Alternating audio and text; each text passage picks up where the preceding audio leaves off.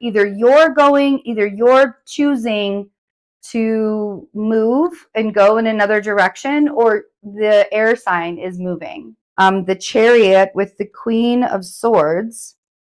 But I feel this could also be that you're just traveling somewhere, that you're going on vacation. That could be the rebuilding. You could also be going to visit an Aquarius somewhere as well. The Strength card on the Nine of Swords.